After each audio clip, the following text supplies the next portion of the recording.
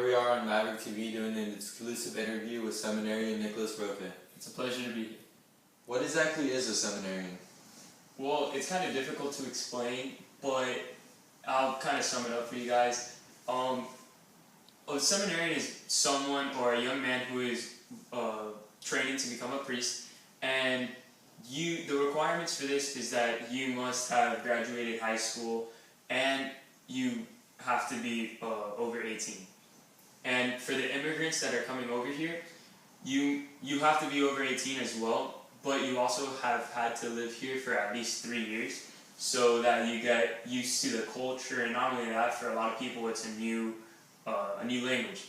So after you get settled in and everything, you can apply for the seminary, and if you get accepted, the archbishop of your community will then put you into a seminary so that you can start learning.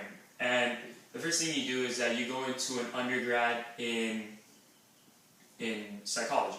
So then after you finish your undergrad, you go on to your graduate degree and you actually study theology, which is the actual Roman Catholic faith.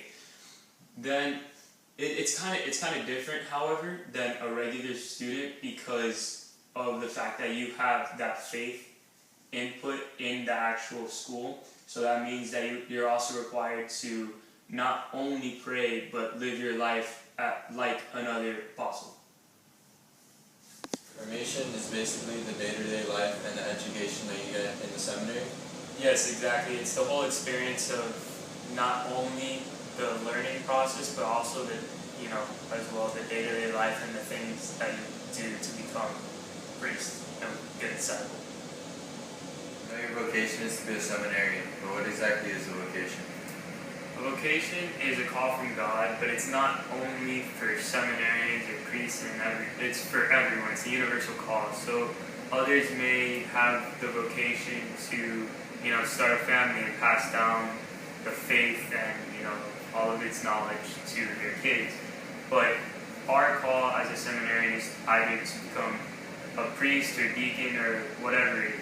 You can also have a vocation to become a brother or sister, or like I said before, to start a family and pass it down to another generation. For people who are thinking of becoming a seminarian, can you please explain what your daily life is like? Yeah, absolutely. So normally you wake up around, I want to say close to 6 o'clock.